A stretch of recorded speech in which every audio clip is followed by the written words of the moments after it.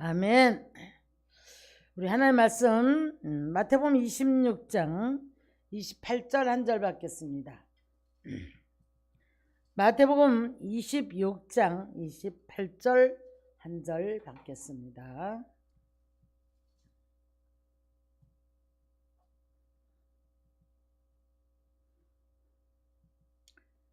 이것은 죄사함을 얻게 하려고 많은 사람을 위하여 흘리는 바 나의 피 곧 언약의 피니라.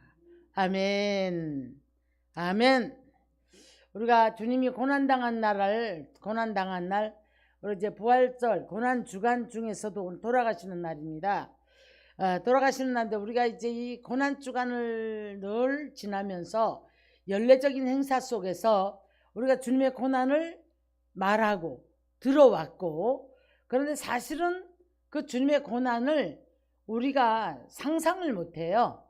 상상을 못하는데 이제 제자들을 모아놓고 주님께서 최후의 만찬석상에서 이것은 죄사함을 얻게 하려고 많은 사람을 위하여 흘리는 바 나의 피 곧 언약의 피라, 이렇게 말씀하시면 십자가상에서 흘릴 피를 말씀을 해주고 계십니다.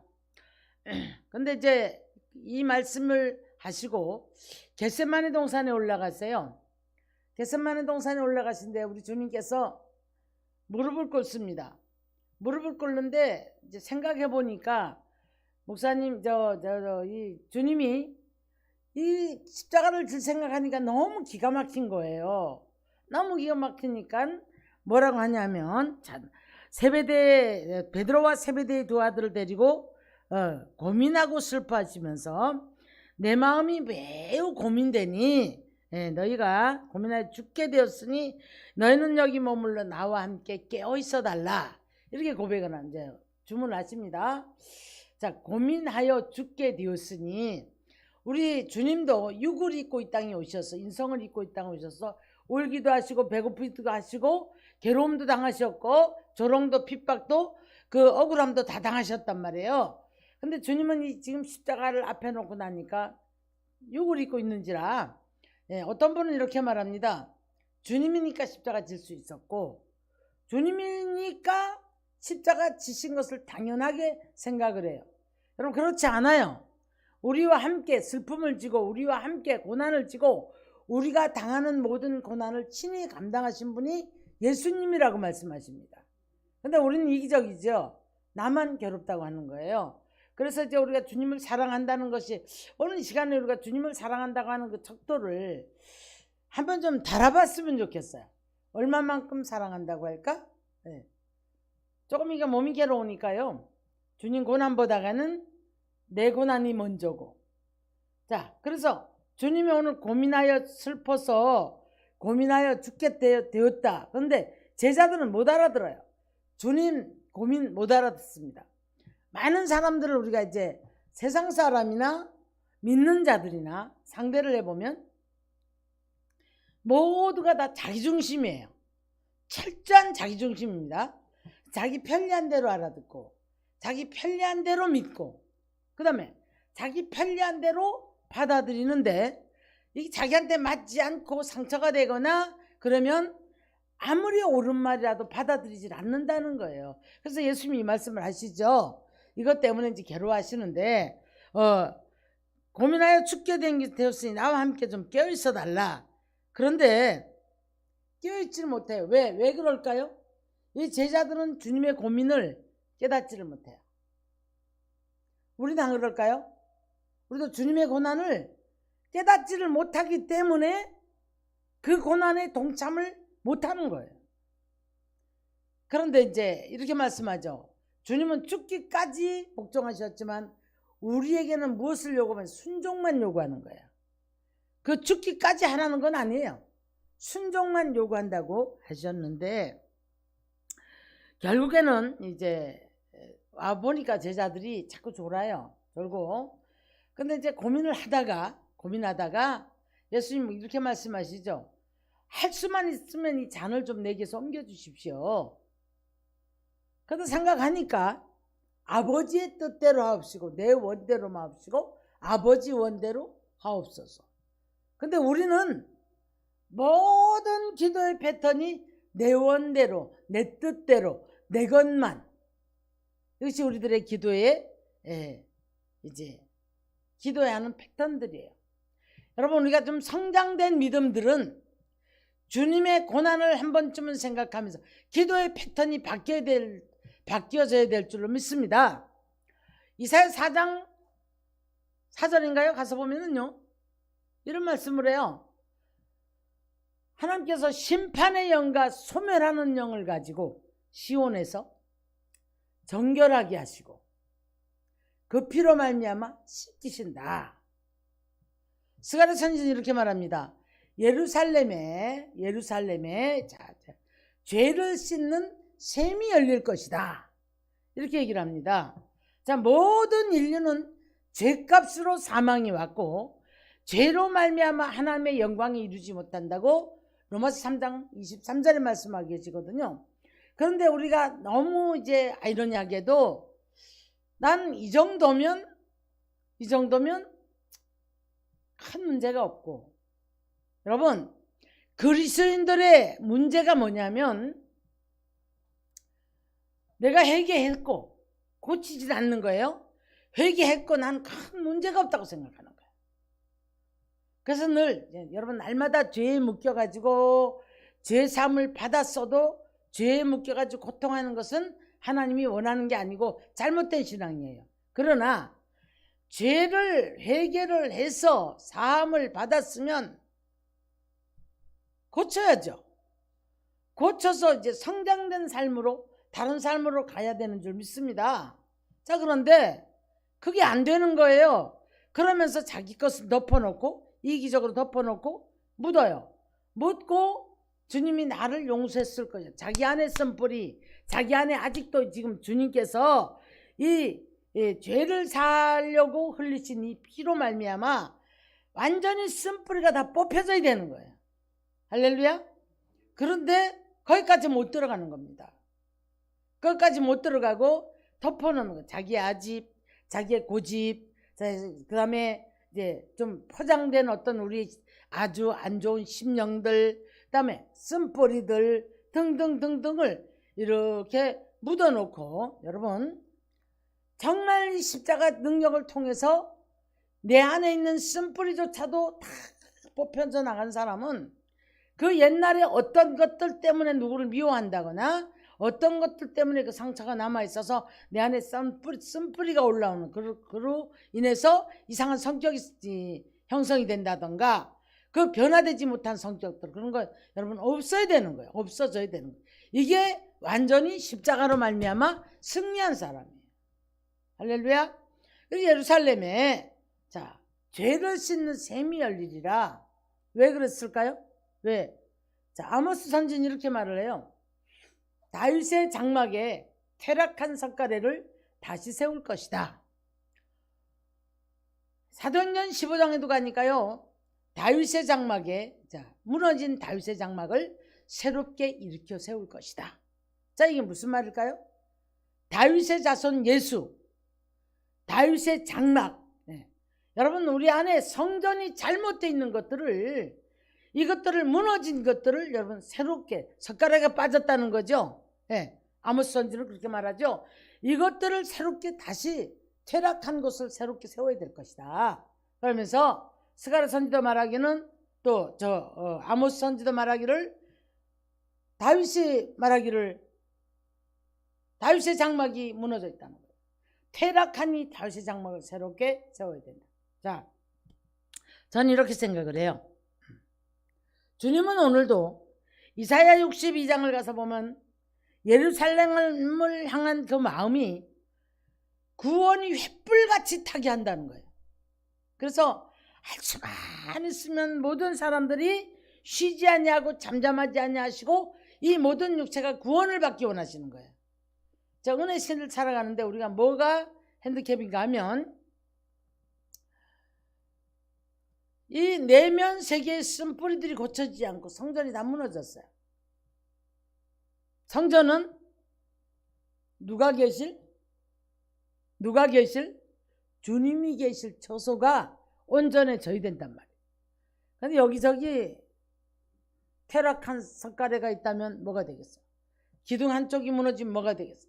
구멍이 뚫어진 어떤 쥐새끼가 들락거릴 것이고. 여러분 이거 생각하지 않습니다. 그래서 우리는 항상 사탄이 어느 통로를 통해서 나한테 들어오는가, 이거를 찾아내야 돼요. 내가 아직도 버리지 못한 습관, 성실치 못함, 누가 봐야 뭔 일하고 누가 안 보면 적당히 하고, 남에게 떠넘겨버리고 성실치 못한 이런 일들, 또한 거짓된 마음 자세들 포장하는 것. 자, 하나님은요 거룩한 분이십니다. 신실한 분이십니다. 그래서 제가 이제 처음에는 그 이사야 4장에 있는 말씀을 듣고 두려움이 왔어요. 심판하는 영과 소멸하는 영. 이게 무슨 말이에요? 그 피로 정결하게 하고 씻는다고 그랬잖아요. 그러면 심판하는 영과 소멸하는 영은 내 안에 있는 죄성들을 씻어서 심판으로 소멸을 통해서 우리를 정결하게 해서 세우기까지는 고난이란 말이에요. 고난을 좋아할 사람은 한 사람도 없어요. 그러나 우리 주님이 이렇게 말씀하십니다. 주님과 함께 우리가 복도 받았으면 고난도 함께 받아야 될 것인데, 자, 우리가 받는 고난이 순교 정신을 가지고 간다고 할지라도 여러분 여기서 조금이라도 나를 위한 고난이라면 영광이 아니죠. 뭐 어떤 분들은 지난날에 막 고난당하면서 자기가 뭐 잘못했던 죄의 엄청난 죄의 생활들을 살아온 것을 간증을 막 자랑을 합니다. 본드를 마셨고 뭐가 어땠고 주먹질을 했고 그 다음에 뭐 이러이런 일을 했고 막 합니다. 여러분, 그런데요 가난도 우리가 간증이 될 수가 있죠. 저도 지독한 이런 모든 가난과 질병을 다 통과하면서 어느 날 내가 나를 돌아보니까 이 간증 자체는 부끄러운 모습이더라고. 그래, 내가 심판하는 영과 소멸하는 영으로 하나님이 나를 풀무불에 들락거리면서 온전케 하기 위해서 이물질을 빼느라고 풀무불에 내가 들락거린 거예요. 그러다 보니까 힘들고 아프고 괴롭고 고통스러웠는데 이게 무슨 자랑이에요. 그러나 정말 주만을 위해서 순교정신을 가지고 가느라고 어떤 고난 속에서도 내가 교도소를 갔다 온다 할지라도 어떤 고난을 통과한다 할지라도 정말 주를 위해서 그랬다면 그건 복이죠. 복이고 영광이죠. 그러니까 베드로 선지가 하는 말이 죄가 있어서 매를 맞으면 너희가 무슨 덕이 있겠느냐, 무슨 복이 있겠느냐. 그러나 죄가 없이 매를 맞으면 칭찬이 있으리라. 주님 때문에 참아야 되고 주님 때문에 견뎌야 되고 주님 때문에 순교정신을 가지고 우리가 그런 핍박 속에 복음을 지키기 위해서 교도소를 간다거나 했다라면, 억울한 일을 당했다라면 그것은 복이죠. 그죠? 네. 오늘도 햇불같이 우리 안에 구원을 이루시기 위해서 잠잠치 아니하시고 졸지도 아니하시고 쉬지도 아니하시면서 우리를 향하신 그 마음이 오늘 이 밤에 겟세마네 동산에서 기도하실 때의 그 모습, 죽으셨단 말이에요. 고난 당할 만큼 당하시고 죽으셨단 말이에요. 죽으시고 지금 무덤에 들어가신단 말이에요. 여러분, 죽기까지의 7마디 십자가상에서 그 말씀을 한번 들어보세요. 첫 번째가 뭐라고 하는지 아세요? 자신들을 괴롭혀 온 그 제사장이라든가 그건 저들을 용서하소서. 저 죄를 저들에게 돌리지 마세요. 우린 아니에요. 우리는 오직 그냥 내가 다 잘했죠. 내 하는 건 다 옳죠. 난 하기 싫어도 다른 사람이 하면 모든 것 다 짐도 뭐 삶의 모든 것들도 잘한 건 내 의가 나오고, 이게 우리들의 모습이거든요.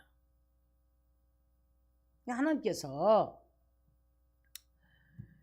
이 십자가상에서 하신 말씀들을 이렇게 들어보면, 자, 여자여 보소서 아들입니다. 고통하는 어머니 바라보고, 그 다음에 그 제자들 보고 너의 어머니다. 잘 모셔라 이런 얘기죠. 너의 어머니다. 오늘날 우리들에게도 똑같은 이야기예요. 예수님의 지금 마리아만 잘 모셔라가 아니고 성경에서 보면 늙은이를 꾸짖지 말고 늙은이를 어머니 대하듯 하고, 그렇죠? 가난하고 병든 자들 함부로 하지 말고, 이 전부 예수님의 교훈이란 말이에요. 근데 우리는 참 못됐거든요. 참 못됐거든요. 사랑이 실상 뭔지 몰라요. 거룩이 실상 뭔지 몰라요. 십자가의 죽으심, 연례적인 행사 따라서 우리가 뭐 이러고 저러고 좀 뭘 하려고 하지. 제가 오늘도 그래서 웃었다니까요. 뭐 한다고? 소복이나 입고 하얀 옷이나 입고 그래서 부활절 맞으려고 이리 뛰고 저리 뛰고 한다면 내가 소복 다 사주겠다. 계란이나 먹고 우리가 무슨 부활하는 연례적인 행사를 한다면 생계라는 부활할 가능이나 있지만 삶아서 구워서 이제는 뭐 그게 무슨 의미가 있냐. 형식이다. 형식이다. 속은 시커먼데 하얀 옷 입어가지고 부활절 날에 어떤 복을 받는다면은 속은 시커먼데 십자가를 목에 달고 십자가를 벽에 걸어놓고 그 십자가가 우리에게 구원을 줄 것이라고 믿는, 여러분, 이 십자가를 무시하라는 얘기가 아니에요. 사단은 십자가를 무서워해요. 그러나 내가 목에 걸고 내가 벽에 걸어놓고 바라보는 그런 형식적인 십자가가 아니라 이 십자가는 곧 나를 위해서 죽으신 예수님, 거기서 흘리신 물과 피를 다 흘리시고 나를 위해 죽으셨기 때문에 나를 구원하신 십자가 밑에서 우리도 그와 같이 죽어야 되는 거예요. 할렐루야. 그래서 항상 하나님이 나와 함께 계심을 믿고 내가 너와 함께 하리라. 내가 너를 도우리라. 자, 너 안에 지금도 복을 받지 못할 쓴뿌리가 있느냐? 그 쓴뿌리는 뺏어버려라. 이 큰 구원을 등한히 여기지 말고, 이 큰 구원을 등한히 여기지 말고, 천사들의 공변된 보응을 받는 것, 말이 무슨 말입니까? 성경에서 많은 이들이 그런 보응을 받는 거 받지 않느냐. 예를 들면 고린도전서 10장을 가면 4가지로 이스라엘 백성들이 광야에서 망한 것을 말씀해 주셔요. 그러면서 하시는 말씀이 말세를 만난 우리들에게 거울로 주셨다. 소돔과 고모라도 말세를 만난 우리들에게 거울이다. 노아의 시대 것도 홍수로 망했지만 그것도 바로 이제 말세에 우리들에게 이제 징조를 주셨다. 그러면 그건 그 훨씬 이전의 시대고요. 4가지로 이스라엘 백성들이 망하는데, 고린도전서 10장에 가서 보니까 몇 가지 간음하다가, 뭐 순서 틀려도 괜찮아요? 간음하다가, 간음이 뭐예요? 간음이 주님과 다른 것과 바꿔진 거예요. 뭔가 더 사랑해서 주님을 여러분 예배가 안 되어지고 더 사랑하는 것 때문에 주님이 멀어진다면, 내가 더 좋아서 주님과 바꿔버린다면 이게 간음이란 말이에요. 여러분, 어떤 것이 제가 간증을 할게요. 어제 제가 그랬어요. 하나님, 나 정말 왜 이렇게 내가 영혼의 갈증이 오는지 모릅니다. 나는 내게 증거를 좀 주세요. 내가 하나님 앞에 이 허탄함이 오는 것은 하나님 앞에 합당치 못한 것이 있을 것 같습니다. 발견을 해야 되겠는데 발견이 안 되니 증거를 주십시오. 몸부림을 치니까 잠을 못 자는 거예요. 그런 중인데 비몽사몽간에 꿈을 꿨어요. 내 남편이 아니에요. 다른 남자예요. 건장하고 그래서 내 방에 들어와서 유혹을 하고 나를 좋아한다고 하고, 그래서 이제 나하고 막 이렇게 뭐 좋아한다는 그런 사이 되는 거예요. 제가요, 그러자 창문 밖으로 보니까 이제 한 청소년 이런 여자아이들 둘이 창문으로 이렇게 들여다보고 있는 거예요. 처음에는 이걸 의식을 했어요. 제가 의식을 해서 얼마나 모질게 쫓아냈는지. 근데 이제 정말 모질게 쫓아냈어요. 쫓아내고 안 나가려고 별짓하는데 다 쫓아내버리고, 쫓아내버린 다음에 이 아이들 둘을 잡아야 되는데 얘네들이 어디를 가고 없는 거예요. 그래서 이런 뭐 계단식 그런 뭐 하우스 같은 것도 있고 이런 데를 쫓아다니다 보니까 저 어디 뒤쪽에 있다가 그 아이들이 나를 보더니 숨더라고요. 잡았어요. 잡아가지고 얘네들을 또 막 그때 어떤 여자가 와서 그 아이들을 막 야단을 치면서 그냥 넘겨줘 버렸거든요. 비몽사몽간에 꿈을 깨우는 게 뭘까? 자, 순간에 하나님하고 하나님의 자리에 나도 알지 못하게 뭐가 바꿔져 있었을까? 하나님 앞에 내가 잠깐이라도 지금 뭔가 바꿔져서 간음을 하고 있는 이 세력이 무엇일까? 물질일까? 아니면 내가 좋아하는 그 무엇일까? 테레비일까? 테레비 잘 보니까 무엇일까? 그럼 엄청 괴로운 거예요. 그런데 제가 깨고 나서 뭘 발견했냐면, 내면 세계에서 정말 싫어가지고 완전히 주님 때문에 내쫓아야 되잖아요. 뭘 의식한지 아십니까? 비몽사몽간에도 창문으로 들여다보는 두 여자아이들한테 내가 보여주기 위함이 있었던 거예요. 저것들이 봤네? 그러니까 죽어라고 모자 정말 안 나가요. 근데 모질게 쫓아내고 그 애들이 봤으니까 걔들도 잡으러 내가 다닌 거예요. 그래서 내가 내 안에 아직도 주님이 보실 때 눈곱만큼이라도 가려진 가증함, 눈곱만큼이라도 가려진 어떤 불성실함, 누가 보이기 위한 어떤 것이 있었을까? 여러분, 하나님 앞에 신실하십시오.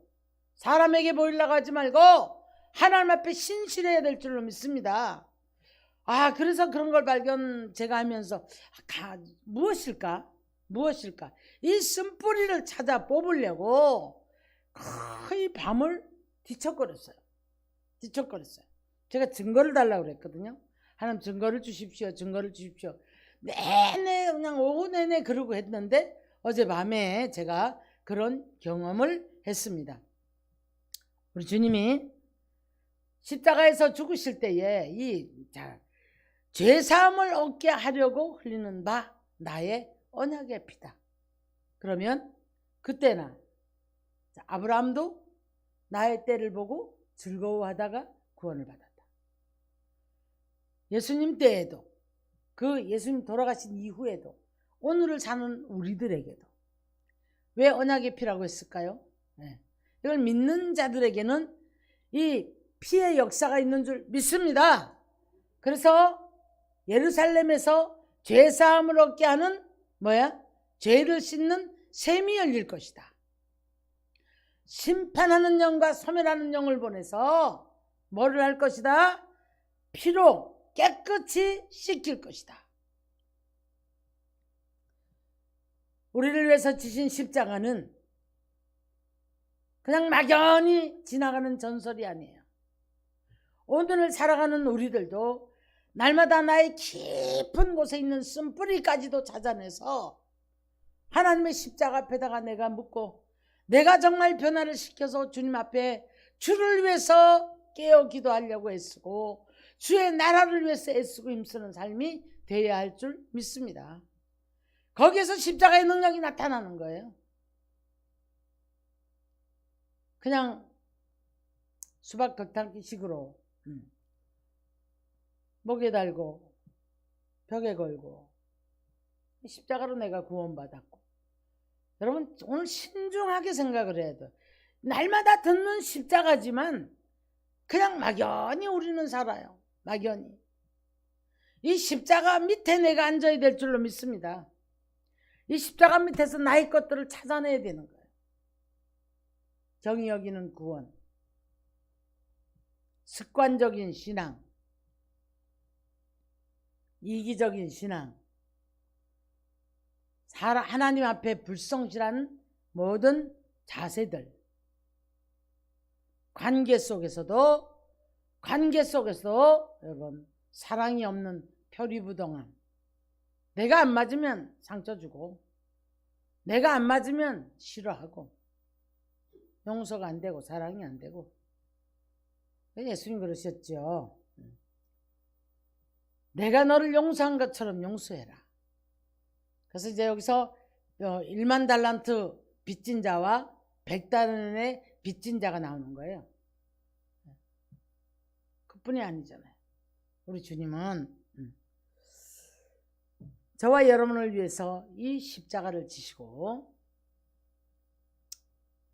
이 십자가로 구원받은 백성을 위해서 지금도 하나님의 우편에서 기도하고 계심을 믿으시기를 주의 이름으로 축원합니다. 제가 오늘 그저께는 어떤 분의 설교를 듣다가 이게 맞나 이런 생각이 들었는데, 예수님이 성경에서는 하나님의 우편 보좌에 앉아 우리를 위해서 중보기도 한다고 그러셨죠. 성경으로 가면. 근데 그 우편 보좌를 버리시고 당신한테 왔대요.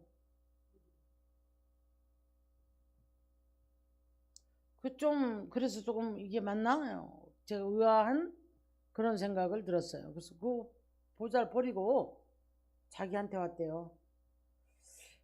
여러분, 우리는 성경을 통해서 바로 내 모습이 발견되어지는, 할렐루야, 이 말씀을 통해서 나를 조명하는 죄인됨을 깨닫고, 우리는 회개된 죄인이라고 그래요. 자, 우리 이 개신교의 핸디캡이 뭔지 아세요? 용서받았으니까, 은혜 시대니까, 나는 회개했으니까 문제가 없다. 아니죠. 죄성이 있잖아요. 죄성이 뿌리채 뽑혀져 죽기까지는 죄성은 있단 말이에요. 그러다가 회개된 죄인이에요. 이 죄성은 또 올라와. 그러니까 회개된 죄인이지만 끊임없이 주님 앞에 나가서 자꾸 자복하는 믿음. 할렐루야. 다윗이 뭐라 합니까? 여름가물에 말라 들어가는 그 풀 같다는 거예요. 회개하지 않으면. 이것이 우리들의 모습일진데, 우리가 주님 십자가 앞에 나오면 용서하시고. 그래서 사도 바울이 아마도 오늘 이런 말씀 속에서 변화되지 않는 심령들을 바라보고 빌립보서 3장 18절인가 가서 보면 그런 눈물을 흘렸던 것 같아요. 뭐라고 했냐면, 너희가 십자가로 원수를 행하는 것이 내가 눈물을 흘리면서 말하노니 십자가의 원수를 행하지 마라. 구원받았잖아요. 회개했잖아요. 은혜 시대잖아요. 그럼 사도 바울이 잘못됐게? 왜 눈물 흘리면서 십자가의 원수로 살지 말라. 변화가 되지 않는 거예요, 여러분. 십자가 무시하고 사는 거예요. 그 십자가는 나만을 구원하기 위한, 나만을 위한 복을 주기 위한 그 십자로 벽에 걸어놓고, 내 목에 걸어놓고, 그 십자가는 내가 머릿속에 나를 위해서 그렇게 지신 십자가로 끝나는 거예요. 그 밑에 가서 자꾸 쓴뿌리를 뽑아내고 변화되어 거룩한 영성으로 바뀌어지려고 하지 않는 거예요. 그래서 사도 바울이 그런 눈물을 흘리는 거예요. 다시 말하노니, 눈물을 흘리며 다시 말하노니 너희는 십자가의 원수로 행하지 마라. 사랑하는 성도 여러분, 오늘 이 시간에 우리가 오늘 이 밤에 다른 것을 붙잡고 기도하지 마시고 정말 십자가 앞에 나의 모습을 바라보세요. 내 안에 있는 모든 내장들을 번제를 드리는 심정으로 다 끄집어내야 돼요. 거짓된 영혼, 포장된 영혼, 비열한 인간성, 그 다음에 합리화시키는 거. 자기 잘못 자꾸 합리화시켜서 덮으려고 하는 게 인간의 속성이잖아요. 성실지 못함. 주님이 보고 있는데 모든 것이 다 우리는 하나님 앞에 걸려들 게 많아요. 이런 것들을 정말 주님 앞에 내려놓고 기도할 때 우리의 기도가 하나님 보좌에 연락되는 역사가 있을 줄 믿습니다. 아멘. 자, 기도하겠습니다.